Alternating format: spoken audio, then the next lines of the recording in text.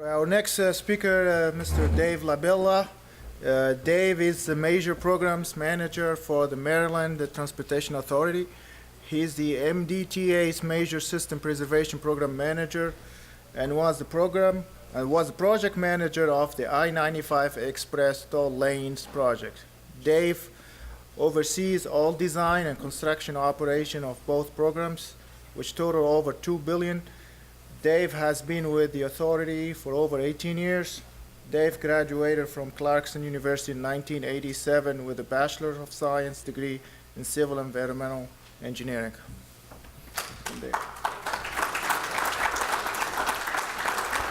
Good afternoon. Thank you for that double introduction, actually, from earlier today, but I will try to live up to that. Again, I'm Dave Labella with the Maryland Transportation Authority, and I want to thank the partnership and Rod for inviting me out today. One little extra tidbit with respect to my bio is that in 3 months I'll be retiring from state service, and I'll be working for a private consultant firm, Wallace Montgomery in Hunt Valley, Maryland. So I just wanted to mention that. So I am very honored to be here today, and I want to talk about one of the MDTA, Maryland Transportation Authority's largest projects that we've ever undertaken. And I'm going to brief you on what we're all about and then go into the facility itself, our project, and with respect to development, design, and construction. So the Maryland Transportation Authority has 8 facilities. We own, operate, and maintain all the toll facilities in Maryland, including a couple of crossings over the Susquehanna River in northeastern Maryland, the Chesapeake Bay Bridge, and the 2 tunnels, the Baltimore Harbor Tunnel and the Fort McHenry Tunnel, which is around the project area that we're going to be talking about today. And those are the facilities. The last one there is the relatively newly opened intercounty connector down in Washington, D.C. The project limits, and I don't know where the bus, what route the bus is taking, whether they're going to be taking 295 or 95. 295? Yeah. So you will not be traveling through these through this recently completed project, but it is the 5 miles or so heading from the Caton Avenue overpass just near the Baltimore City County line all the way to the Fort McHenry Tunnel southern entrance, and it includes the main line construction in that stretch.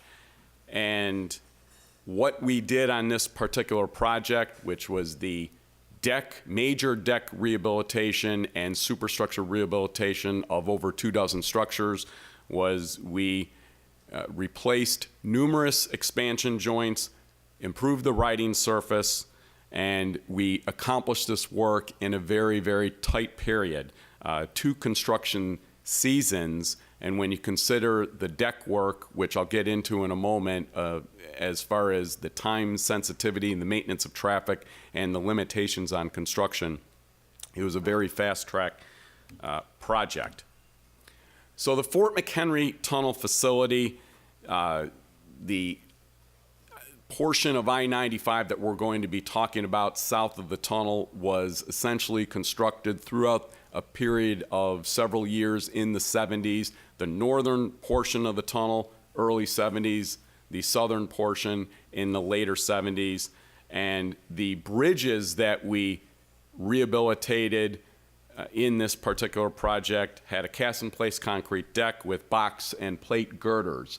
Now, that table down at the bottom shows the average daily traffic north and south of 395, which is kind of like the hub of the interstate in the city. And you can see that the ADTs, even without closed lanes and unconstrained flow, are at about capacity during the AM and PM peaks. particularly south of 395. So if you do the math with respect to how many lanes we have going through there, they are at about capacity. So we had a tremendous challenge with respect to trying to rehabilitate these decks while getting folks into and out of the city on a daily basis.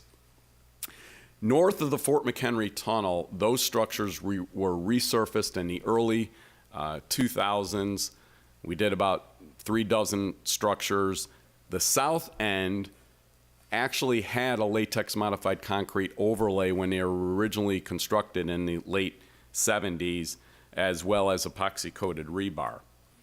What we did, boy, this is going back over 10 years ago, was we performed extensive deck condition surveys, took samples, chloride testing, found that the decks were in fair condition, and that was back then, high chloride contents, and when we performed the periodic inspections of the undersides of the decks, as well as the top sides, we found that there was a need, even back over 10 years ago, to perform a facelift to this facility, which at that time was approaching 30 years in age.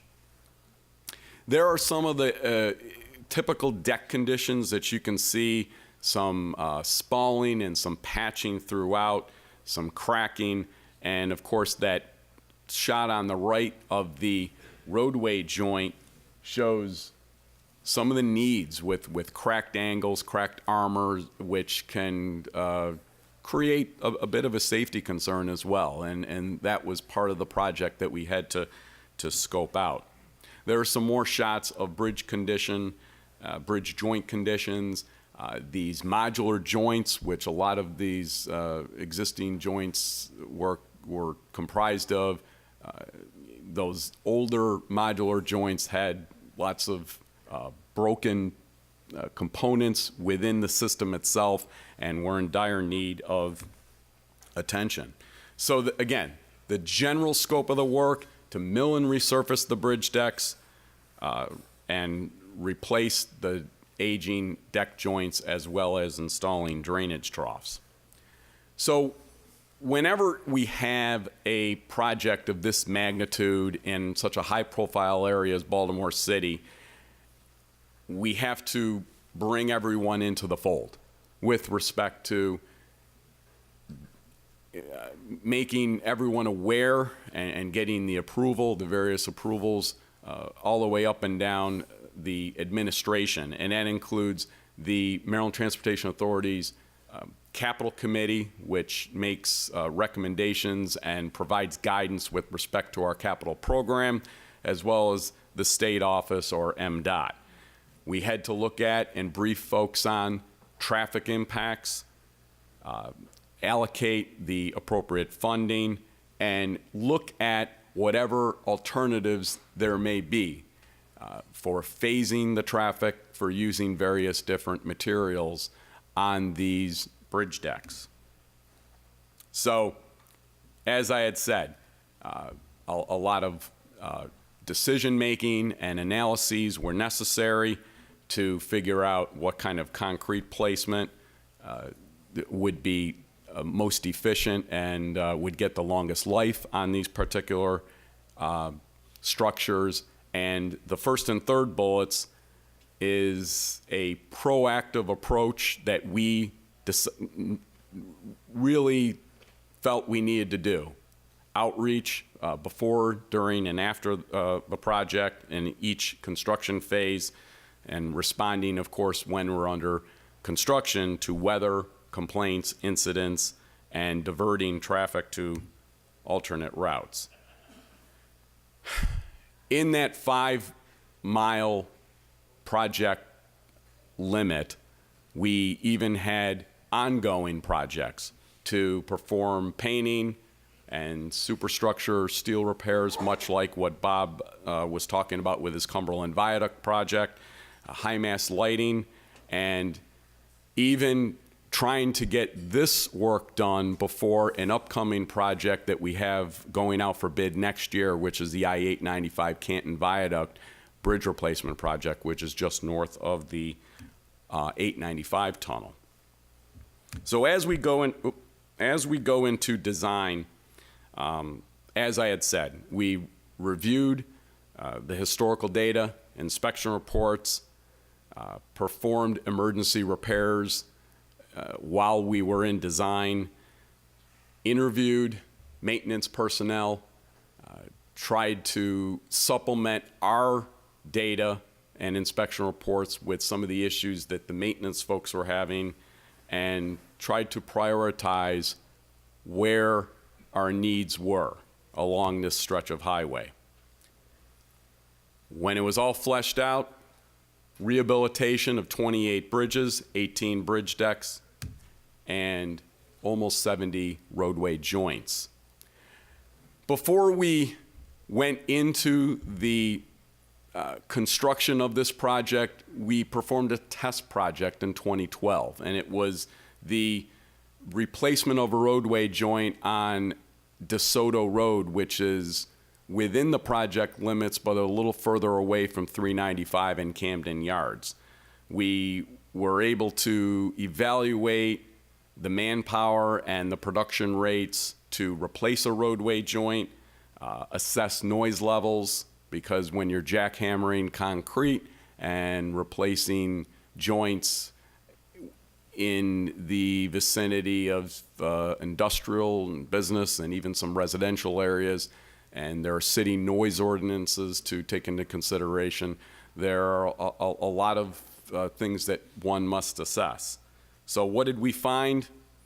Well, in a nightly lane closure, we're not going to get a lot done, whether it's replacing a joint or working on a section of deck, or certainly to place latex modified concrete. It's just not going to happen. So we realized long-term lane closures and work zones were needed. You're going to need multiple crews, multiple lane closures, and at certain locations in this project, even rapid curing concrete materials. Traffic impacts, I've already alluded to those, but we were shifting, splitting traffic, performing some part-time and full-time ramp closures. We kept, to everyone's credit, particularly the contractor, those non-emergency lane closures restricted to off-peak and non-event hours. Oriole games, Ravens games, concerts, holidays, things of that nature. And we even, in our outreach program, were able to encourage folks to use other crossings, such as the 895 throughway and the Baltimore Beltway, I-695, and even city streets.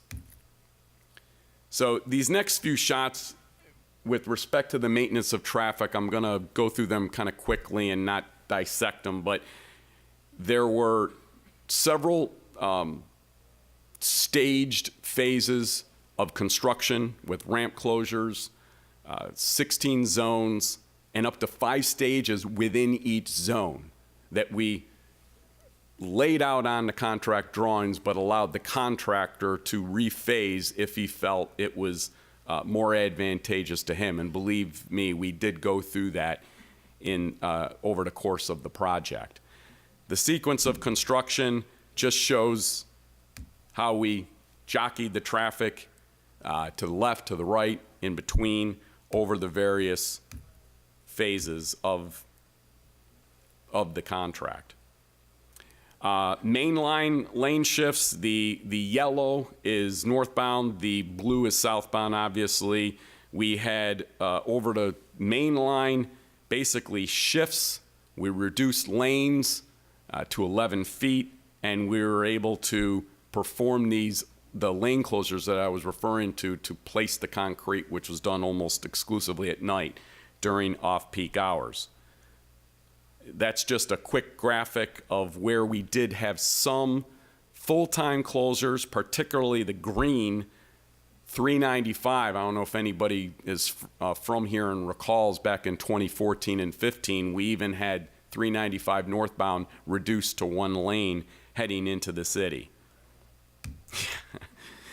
And in consideration of several folks, including the port and their cruise business, we did have full-time ramp closures, but we were never closing 2 ramps that would hold someone hostage, if you will, at one particular time, which would allow at least one way in and out of an area.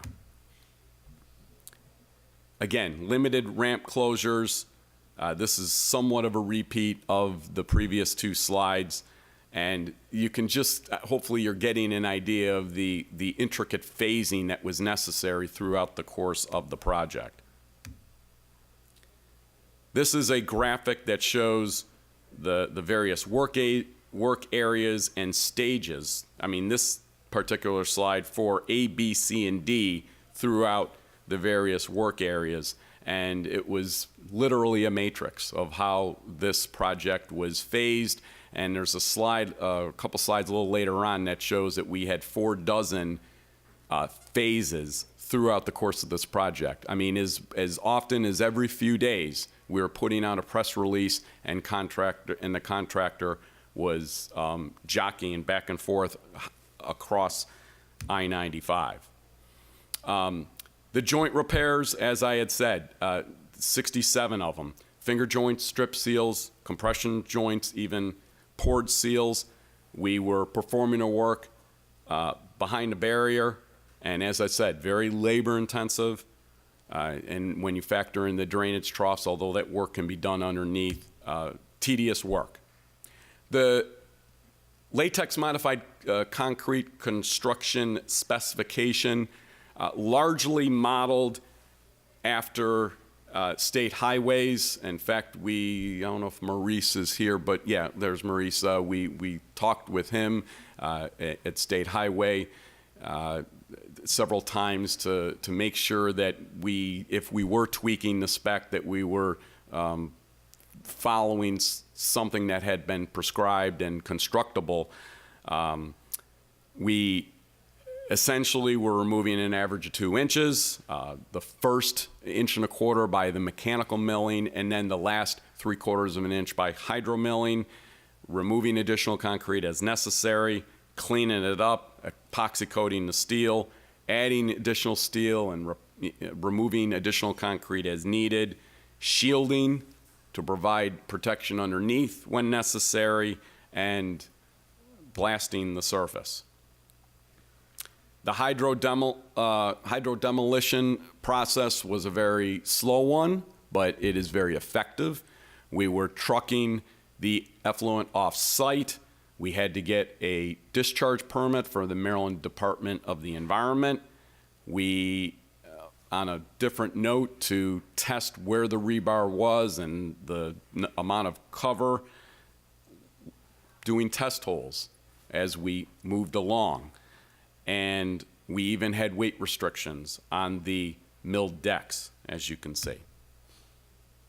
We had several pay items within the contract specification for disposal, provisions to remove additional portions of the deck, providing the concrete per the meter readings, and placing the latex modified concrete, to name a few.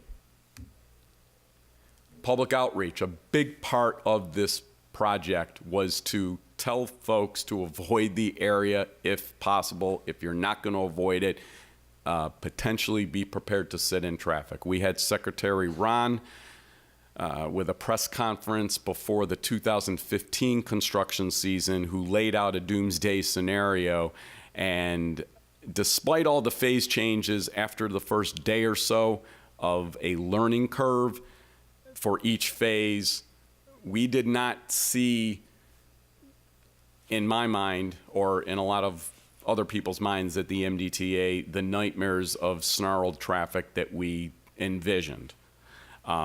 It was crucial to alert stakeholders what was going to happen, that we needed to do this project. It was the first major rehab of this portion of the facility ever.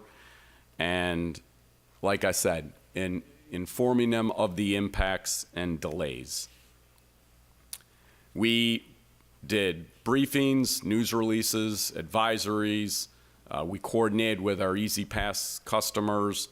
Social media was a big benefit to us, radio, billboards, and DMS, just to name a few. We reached out to the Maryland Stadium Authority, the local government agencies, and even the cruise business for the Maryland Port. So before we bid the project, if I can walk back to, I guess it was late 2013 when this project was bidding, we wanted to ensure that we had a strong bidding pool. This is a large project. I don't believe that there is any project of this size with respect to latex modified concrete placement in the eastern United States. We wanted to get a strong bidding pool, respond to contractor questions during that deliberate bidding period, recognize those challenges for maintenance of traffic, and provide incentives. In fact, we had a $500,000 incentive, which the contractor, Wagman Heavy Civil, achieved by completing all the latex modified concrete by the end of the second construction season, which was, I think, September 30th, 2015. Again, deliberate bidding period, partnering was required, and it worked wonderfully between the owner, Maryland Transportation Authority, our designer, Wallace Montgomery, and the contractor, Wagman Heavy Civil. We actually got 4 bids. $51 million plus was the low responsible bid, and we even had a 26% minority business enterprise goal, which was achieved. So into the construction, I'm just going to walk you quickly through some shots of construction and the aspects of construction for scheduling, maintenance of traffic, deck removal, deck prep, LMC, and joints.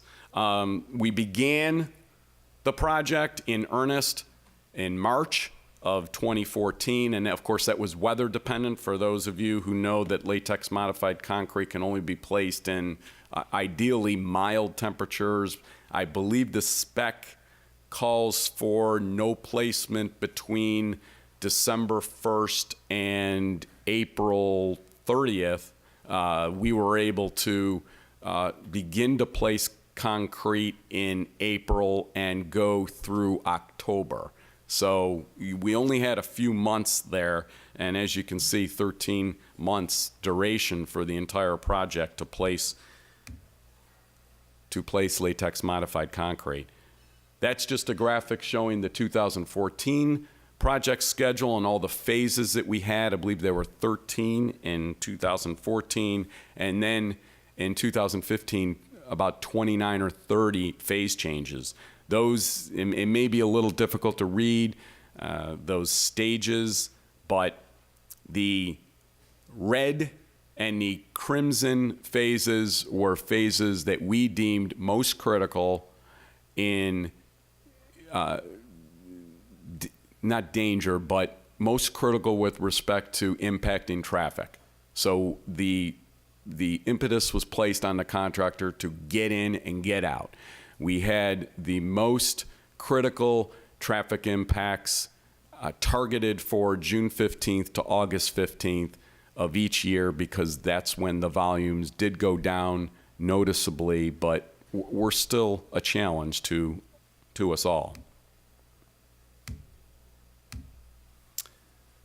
47 work areas, traffic-sensitive area work areas for vehiclists and workers. We even imposed restrictions on performing certain work areas at the same time. And again, the seasons were over as far as real construction in November and September of 14 and 15 respectively. The maintenance of traffic included signage modifications, splits, barrier, temporary traffic barrier erection and movement on a weekly basis, and sometimes every few days. You can see right there, again, delineators on the barriers, as well as marked barriers to try to alert motorists to the various phases in the project. That's a shot, obviously, of a milled deck within a particular work area with the hoses on the side. This is, I called it mobilization, but it's work that was done primarily at night. I mean, that's the bottom line. That was when we were able to get the most of our work done. The typical lane closures were, we would start at maybe 7 p.m. on a weeknight. At 9, we would take a second lane, and this is a 4 lanes. And then at 10 or 11, we would take a third lane. So a lot, they really had to get cracking in performing their lane closures at night. They worked, Wagman and their subs, double shifts, weekends, almost every single day, if weather permitted, between March and October. And even in the winter months, they were performing miscellaneous structural repairs to all the structures in this project area, as well as doing finger joint, other joint work, and troughs. Again, just going back, we had deck removal by means of mechanically milling, and then the hydro milling. And the hydro milling operation is a very sensitive one. It's not quick, but it can be very precise, and it's very effective. And it is the prescribed method that the Maryland governmental agencies use on a typical latex modified concrete job to be able to remove that area, the additional area after the mechanical milling, and not damage the rebar. This is a shot of a hydro milled deck. Deck preparation, again, very tedious, tying rebar, adding rebar when necessary, removing additional concrete, and getting everything ready before the latex was placed. Again, which was done primarily at night when we were able to get our second lane or third lanes closed. There's a bidwell machine. Oops. The curing, 3 wet, 2 dry was the specification with respect to the curing, the burlap, and then the air dry. And then after the deck was cured, we would groove the decks. Joint removals, a lot of manpower, whether it's jackhammering out the concrete headers outside the said joint, and then the placement along the width of the I-95 roadway, which had to be done in segments, obviously. There's a shot of a finger dam. 236 miles of temporary markings, over 500 miles of temporary barrier that were utilized, and about a half mile of joints. So it just gives you a flavor for how large this job was. 44 football fields was the computed equivalent of LMC. We even at at-grade hot mix asphalt replacement for the at-grade portions of the highway, and about 11,000 tons, and again, 20 miles of permanent marking were placed throughout the job. So that's all I have on this particular project. Again, I want to thank Rod and the partnership for having me today, and if anyone has any questions, they can ask. Otherwise, we can move on, because I don't want you guys to miss your bus to the Oriole game tonight. Yes? What's the service like you expect out of these latex overlays? Great question. 15 to 20 minimum. You know, it depends on the workmanship, obviously. We've seen decks that have lasted upwards to 30, but normally a new deck You know, you expect to get 30, we want to get at least 20. Okay, thank you.